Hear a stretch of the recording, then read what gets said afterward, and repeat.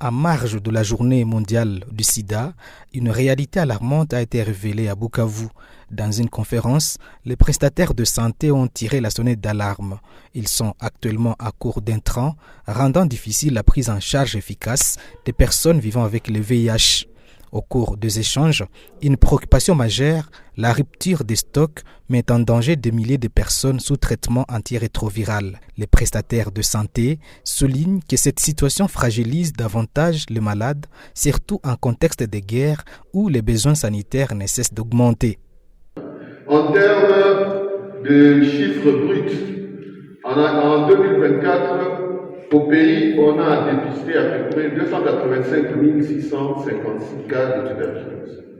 Et le Sud Kivu a contribué à hauteur de 12 561 cas.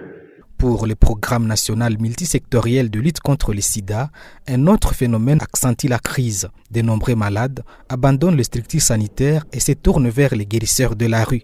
Il y a des gens qui disent qu'ils guérissent le VIH sans pour autant passer au dépistage, sans pour autant faire référence aux structures habilitées à même de donner une prise en charge de qualité. À côté de ça, il y a aussi le problème de l'accès aux services. Accès aux services, c'est par exemple le préservatif, c'est par rapport, c'est peut-être l'inaccessibilité peut-être de routes qui peuvent aussi avoir des effets sur la façon dont on est en train de mener la lutte. Donc c'est en tout cas beaucoup de problèmes et on ne peut pas arriver à l'objectif 2030 si on n'arrive pas à répondre à tous ces problèmes-là.